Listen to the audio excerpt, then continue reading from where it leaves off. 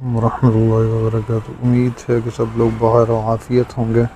آج منگل ہے، منگل کی شب چل رہی ہے اور 15 محرم ہے وہ چل رہی ہے، تو شروع کرتے ہیں جی۔ ابھی جو روٹ ورڈ ہے وہ ہے حزن۔ 42 مقامات پر یہ روٹ ورڈ قرآن پاک کے اندر یوز ہوا ہے۔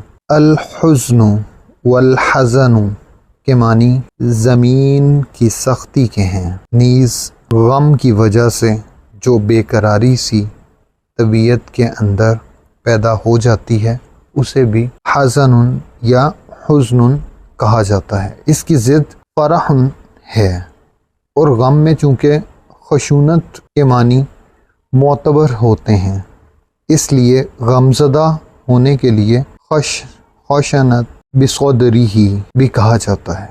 حزین سین غمزدہ ہونا، حزنہ نون، وحزنہ غمگین کرنا۔ قرآن پاک میں ہے اعوذ باللہ من الشیطان الرجیم لکی لا تحزنوا علی ما فاتکم، تاکہ جو چیز تمہارے ہاتھ سے جاتی رہے اس سے تم اندوہناک نہ ہو۔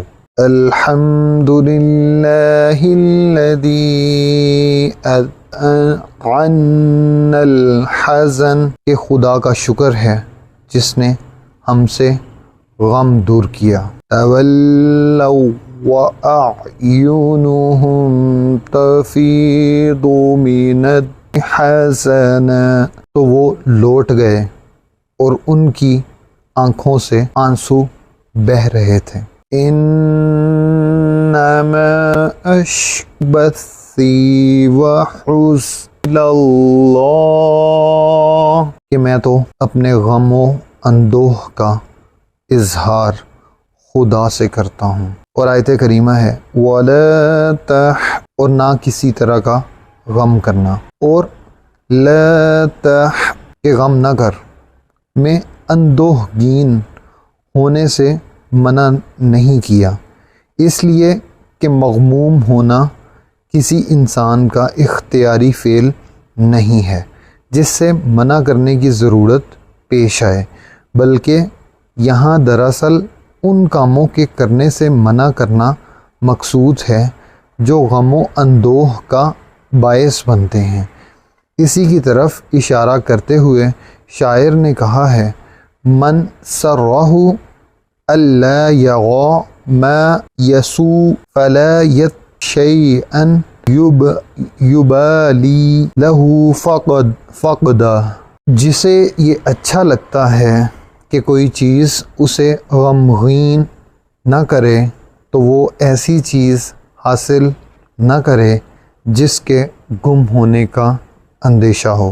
نیز انسان کو دنیا کے نظام پر غور کرنا چاہیے کہ یہاں کس طرح سلسلہ ازداد قائم ہے، تاکہ اس پر اچانک کوئی مصیبت آ پڑے تو اس سے زیادہ پریشان نہ ہو۔ اور یہ بھی ضروری ہے کہ انسان معمولی مصیبتیں برداشت کرنے کا عادی بن جائے تاکہ بڑے مصائب کو بھی برداشت کر سکیں۔ تو یہ حضرت امام حسین والے ٹاپک کو ہی ہم ایکسٹینڈ کر رہے ہیں، تو پہلے میں نے سوچا تھا کہ اس کی ادا کرتے ہیں کیونکہ گرمی کا اپنی پیک ہے اور اس کو ہم کولیکٹیو وے میں آگے لے کے چلتے ہیں۔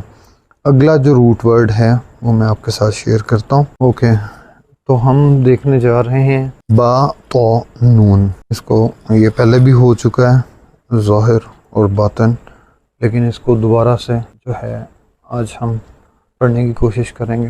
با تو نون، اوکے۔ البطن اصل میں بطن کے معنی پیٹ کے ہیں، اس کی جمع بطون آتی ہے۔ قرآن پاک میں ہے وَإِذْ أَنْتُمْ أَجِنَّةٌ فِي بُطُونِ أُمَّهَاتِكُمْ، اور جب تم اپنی ماؤں کے پیٹ میں بچے تھے، بطنتُهُ میں نے اس کے پیٹ پر مارا۔ البطن ہر چیز میں ظہرن کی ضد ہے، اور ہر چیز کے نیچے کی جہت کو بطن اور اوپر کی جہت کو ظہرن کہا جاتا ہے، اسی سے بطور تشبیہ کہا جاتا ہے۔ بطن الامری کسی معاملے کا اندرون، بطن الوادی کا نشیبی حصہ، اور بطن بمانہ قبیلہ بھی آتا ہے، اس اعتبار سے کہ تمام عرب کو بمنزلہ ایک شخص کے فرض کیا جائے، اور ہر قبیلہ بمنزلہ بطن، فخذ اور کاہل کندھا وغیرہ اعضاء کے تصور کیا جائے۔ اسی بنا پر شاعر نے کہا ہے سریع کے اندر، الناس جسم و امام الہدی رأس وانت العین فی الرأس، کہ لوگ بمنزلہ جسم اور امام ہدا بمنزلہ سر ہے، مگر تم سر میں آنکھ ہو، اور ہر پیچیدہ معاملے کو بطن اور جلی اور عیاں کو ظاہر کہا جاتا ہے، اسی سے بطنان القدر وظہرانها کا محاورہ ہے، یعنی دیکھ کے اندرونی اور بیرونی جانب ہر اس چیز کو جس کا خاصہ بصر سے ادراک ہو سکے اسے ظاہر، اور جس کا خاصہ بصر سے ادراک نہ ہو سکے اسے باطن کہا جاتا ہے۔ قرآن پاک میں ہے وَذَرُوا ظَاهِرَ الْإِثْمِ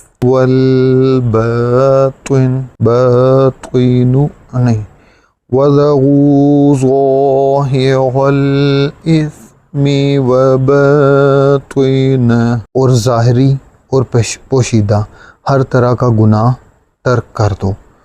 ما ظہر منها وما بطن، ظاہری ہوں یا پوشیدہ، البطین کلاں شکم، البطین بسیار خور، المبد جس کا بسیار خوری سے پیٹ بھر گیا ہو، البطنۃ بسیار خوری، مثل مشہور ہے البطنۃ تذہب الفطنۃ، بسیار خوری ذہانت ختم کر دیتی ہے۔ بطن الرجل بطناً شکم پروری اور بسیار خوری سے اتارا جانا۔ بطن کاف الرجل بڑے پیٹ والا ہونا، مبطن پچکے ہوئے پیٹ والا، بطن الرجل مرض شکم میں مبتلا ہونا، اس سے صیغہ صفت مفعولی مبطون مریض شکم آتا ہے، مریض شکم آتا ہے۔ البطونۃ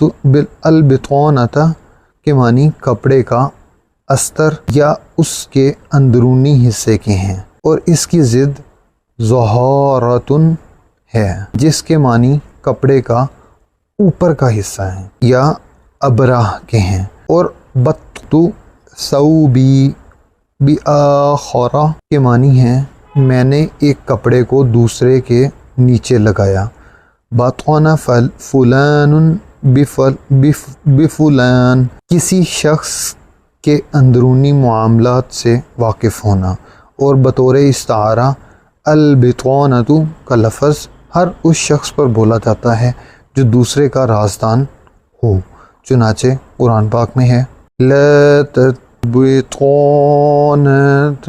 من دونکم، غیر مذہب کے آدمی کو اپنا رازدان نہ بنانا، اور بطونۃ الثوب سے استعارہ ہے کیونکہ اسی معنی میں لبست فلانا و فلان شعاری و دثاری بھی کہا جاتا ہے۔ ایک حدیث میں حضرت صلی اللہ علیہ وآلہ وسلم نے فرمایا ما بعث اللہ من نبی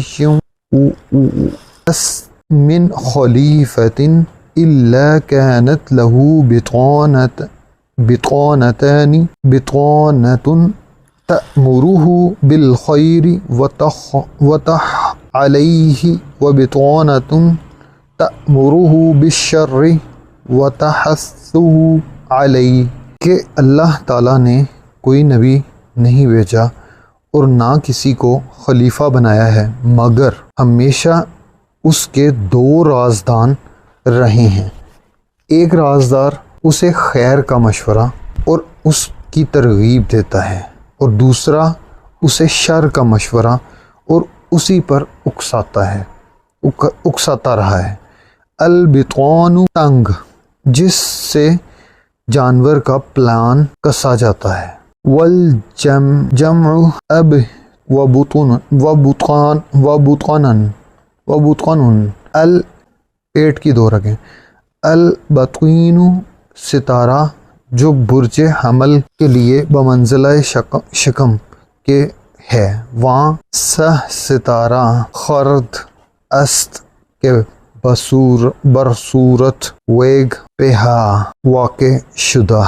اتبت تفعل، کسی معاملے کی تہ تک پہنچنا۔ الظاہر والباطن صفات الہی سے ہیں اور والآخر کی طرح مزدوج یعنی ایک دوسرے کے ساتھ استعمال ہوتے ہیں۔ الظاہر کے متعلق بعض کا قول ہے کہ یہ اس معرفت کی طرف اشارہ ہے جو ہمیں حاصل ہوتی ہے، کیونکہ انسان جس چیز کی طرف بھی نظر اٹھا کر دیکھے اس کی فطرت کا یہی فیصلہ ہوتا ہے کہ اللہ تعالیٰ موجود ہے، جیسے فرمایا اعوذ باللہ من الشیطان الرجیم وَهُوَ الَّذِي فِي السَّمَاءِ إِلَٰهٌ وَفِي الْأَرْضِ إِلَٰهٌ، اور وہی ایک آسمانوں میں معبود ہے اور وہی زمین میں معبود ہے۔ اسی لیے بعض حکماء کا قول ہے کہ معرفت الہی کے طالب کی مثال اس شخص کی ہے جو اطراف عالم میں ایسی چیز کی تلاش میں سرگرداں پھر رہا ہو جو خود اس کے پاس موجود ہو، اور الباطن سے اس حقیقی معرفت کی طرف اشارہ ہے جس کے متعلق حضرت ابو بکر نے فرمایا یا من غیت معرفتی عن معرفتی، اسے وہ ذات جس کی معرفت کی انتہا اس کی معرفت سے درماندگی ہے۔ بعض نے کہا ہے کہ اللہ تعالیٰ اپنی آیات دلائل قدرت کے لحاظ سے ظاہر ہے اور باعتبار ذات کے باطن ہے، اور بعض نے کہا کہ الظاہر سے اس کا تمام اشیاء پر محیط ہونا مراد ہے، اور اس اعتبار سے کہ وہ ہمارے احاطہ ادراک میں نہیں آ سکتا۔ الباطن ہے، چنانچہ فرمان الہی ہے لا تدرکہ الابصار وہو یدرک الابصار، وہ ایسا ہے کہ نگاہیں اس کا ادراک نہیں کر سکتی اور وہ نگاہوں کا ادراک کر سکتا ہے۔ حضرت علی رضی اللہ عنہ سے ایک مروی ہے جس سے ان دونوں لفظوں کی تفسیر پر روشنی پڑتی ہے۔ وہ فرماتے ہیں تجلی لعبادہ غیر ان رأوہ وأراہم نفسہ من غیر ان تجلی لہم، کہ اللہ تعالیٰ نے اپنے بندوں پر تجلی فرمائی، بدوں اس کے کہ بندے اس کو دیکھ سکیں اور اپنی ذات کو دکھایا، بدوں اس کے کہ ان کے سامنے جلوہ افروز ہو، مگر اس قول کو سمجھنے کے لیے فہم روشن اور عقل وافر کی ضرورت ہے۔ اور آیت کریمہ ہے وَأَسْعَلَيْكُمْ نِعَمَهُ ظَاهِرَةً وَبَاطِنَةً، اور تم پر اپنی ظاہری اور باطنی نعمتیں پوری کر دی ہیں۔ میں بعض نے کہا ہے کہ ظاہرتاً سے نبوت اور باطنتاً سے عقل مراد ہے، اور بعض نے ظاہرہ سے محسوس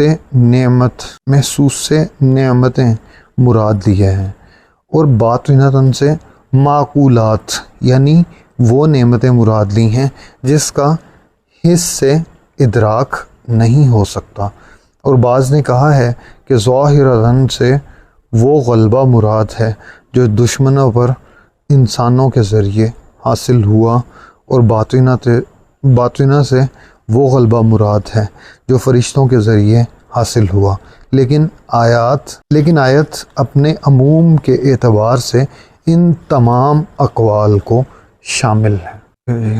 اگلا دیکھتے ہیں۔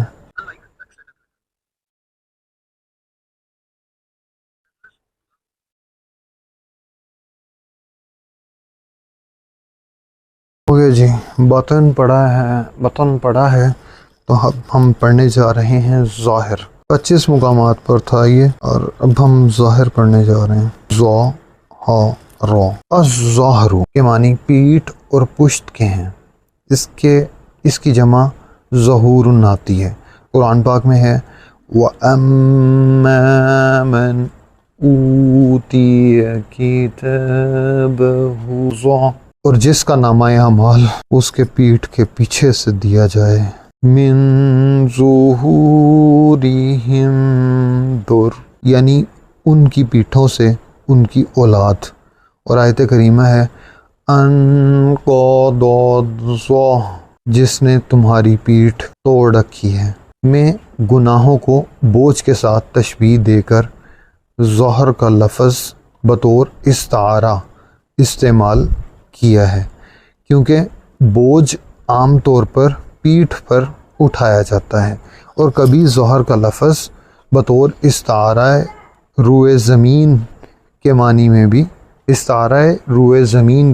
بھی آ جاتا ہے۔ کہا جاتا ہے ظہر الارض زمین کا اوپر کا حصہ، اس کے بالمقابل بطن الارض کے معنی ہے زمین کا اندرونی حصہ۔ قرآن پاک میں ہے ما ترک علی ظہر من داب روئے زمین پر ایک چلنے پھرنے والے کو نہ چھوڑتا۔ رجل مزر پشت مضبوط آدمی، قوی پشت مضبوط آدمی۔ ظاہرہ پیٹھ کا درد کرنا، اور ظہر سواری کو کہتے ہیں۔ ظہر مددگار، پشت پناہ۔ بعیر ظہیر قومی اونٹ۔ ظہری وہ فالتو سواری جسے احتیاطاً ساتھ رکھ لیا جائے تاکہ بوقت ضرورت اسے استعمال کیا جا سکے۔ نیز ظہری ہر اس چیز کو کہا جاتا ہے جسے پس پشت ڈال کر بھولی بسری کر دیا جائے۔ قرآن پاک میں ہے علیہ کے معنی ہے وہ اس پر غالب آ گیا۔ قرآن پاک میں ہے انہم علیکم اگر وہ تم پر دسترس پالیں، ظاہرتہ میں نے اس کی مدد کی، اور ظاہرہ علیہ کے معنی ہے اس کے خلاف ایک دوسرے کی مدد کی۔ قرآن پاک میں ہے وَظَاهَرُوا عَلَىٰ اور انہوں نے تمہارے نکالنے میں ایک دوسرے کی مدد کی۔ وَإِن تَظَاهَرَا عَلَيْهِ اور اگر پیغمبر کے خلاف ایک دوسرے کی مدد کرو گی۔ ایک قرات میں تظاہرہ ہے، یعنی تائے کو ظا میں ادغام کے ساتھ الذین ظاہروہم اور را اور اہل کتاب میں سے جنہوں نے ان کی مدد کی۔ تظاہرون علیہم والعدوان تم ان کے خلاف گناہ اور زیادتی سے ایک دوسرے کی مدد کرتے ہو۔ الظہیر مددگار۔ قرآن پاک میں ہے وَمَا لَهُ مِنْهُمْ مِنْ ظَهِيرٍ اور نہ ان میں سے کوئی خدا کا مددگار ہے۔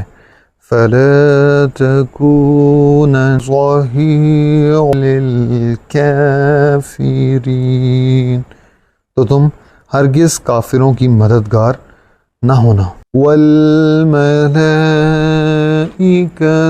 بَعْدَ ذَلِكَ ظَهِيرٌ، اور ان کے علاوہ اور فرشتے بھی مددگار ہیں۔ اور آیت کریمہ ہے وَكَانَ الْكَافِرُ عَلَى رَبِّهِ ظَهِيرًا، اور کافر اپنے پروردگار کی مخالفت میں بڑا زور مارتا ہے۔ یہ معنی یہ ہیں کہ کافر خدائے رحمان کے مخالفت میں شیطان کا مددگار بنا ہوا ہے۔ ابو عبیدہ نے کہا ہے کہ یہاں ظہیرن کے معنی ہیں پس پشت ڈالا ہوا، اور آیت کے معنی یہ ہیں کہ اللہ تعالیٰ کے نزدیک کافر کی مثال اس چیز کی سی ہے جسے بے وقت سمجھ کر پس پشت ڈال دیا جائے۔ اور یہ ظاہر تو بکدا سے ماخوذ، جس کے معنی ہیں میں نے اسے پس پشت ڈال دیا اور درخوئے اعتنا نہ سمجھا۔ الظہار کے معنی ہیں خاوند کا بیوی سے یہ کہنا کہ تم میرے لیے ایسی ہے جیسے میری ماں کی پشت۔ اللہ اکبر، یہ ظہار کرنا یہیں سے نکلا ہے، تو یہ ایک گناہ ہے، ٹھیک ہے، اور اس کا کفارہ ہے۔ کہا جاتا ہے ظاہر من امرأتہ، اس نے ایک اپنی بیوی سے ظہار کر لیا۔ قرآن پاک میں ہے والذین یظاہرون من نسائہم، اور جو لوگ اپنی بیویوں سے ظہار کر لیں۔ ایک قرات میں یز ہے جو اصل میں یتظاہرون ہے، اور تا ظا میں مدغم ہے، اور ایک قرات میں یزہ ہے۔ ظہر الشیء، کسی چیز کا زمین کے اوپر اس طرح ظاہر ہونا کہ نمایاں طور پر نظر آئے۔ اس کے بالمقابل بطنہ کے معنی ہیں کسی چیز کا، بطن الشیء کے معنی ہیں کسی چیز کا زمین کے اندر غائب ہو جانا۔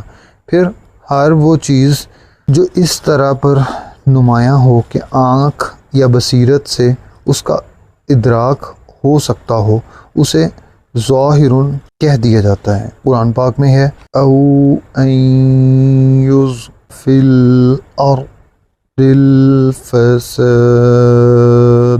ظاہر ہوں یا باطن، الا مراء ظاہر، مگر سرسری سی گفتگو۔ اور آیت کریمہ ہے یا ظاہرا من الحیات الدنیا، یہ دنیا کی زندگی ہی کو جانتے ہیں۔ معنی یہ ہیں کہ یہ لوگ صرف دنیاوی امور سے واقفیت رکھتے ہیں، اخروی امور سے بالکل بے بہرہ ہیں۔ اور العلم الظاہر، اور اسے کبھی جلی اور خفی علوم مراد ہوتے ہیں، اور کبھی دنیاوی اور اخروی۔ قرآن پاک میں ہے بَاطِنُهُ فِيهِ الرَّحْمَةُ وَظَاهِرُهُ مِن قِبَلِهِ الْعَذَابُ، جو اس کی جانب اندرونی ہے اس میں تو رحمت ہے، اور جو جانب بیرونی ہے اس طرف عذاب۔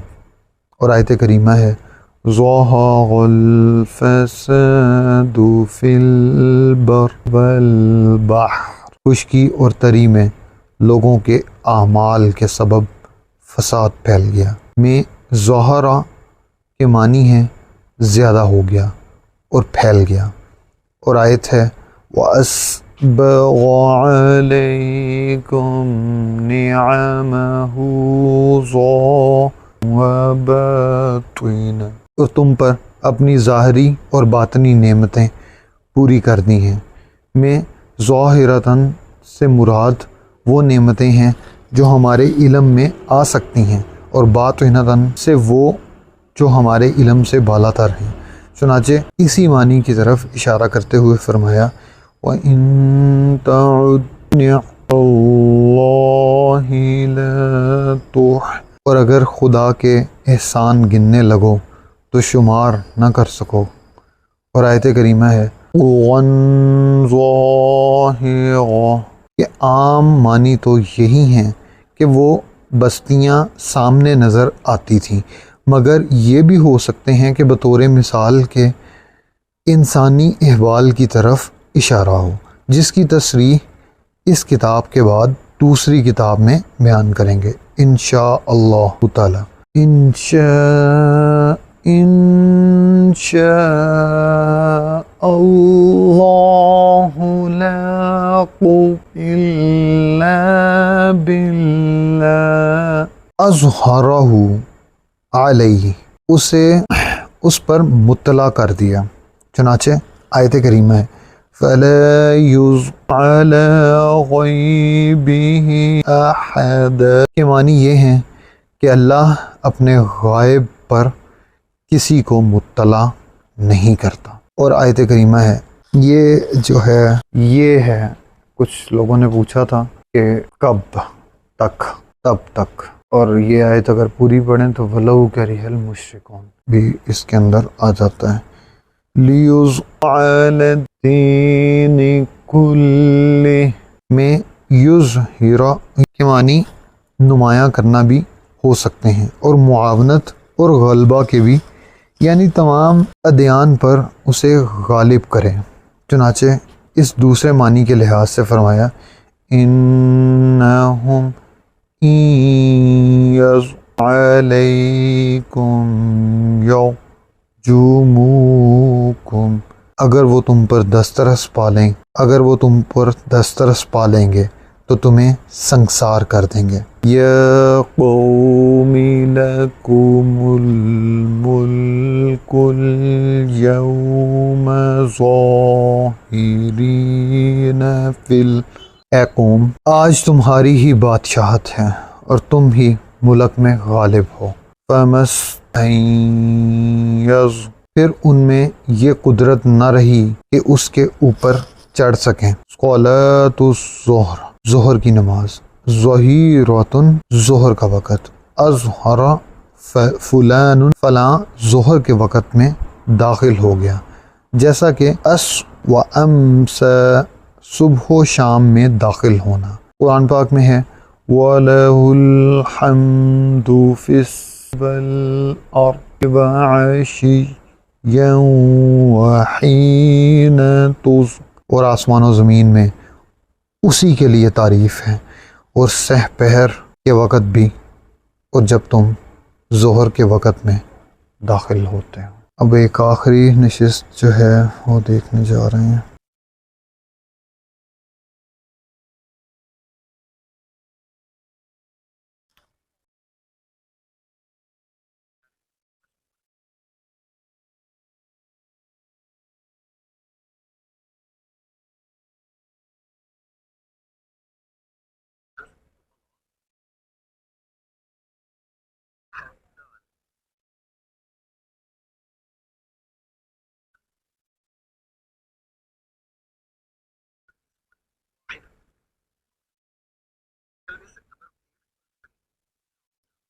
ہو گیا، قلب دیکھنے لگے ہیں اور سلیم، قلب دیکھ لیں گے آج، بلکہ یہ دونوں لفظ اکٹھے دیکھنے چاہیے، کل دیکھیں گے جی۔ جزاک اللہ خیرن۔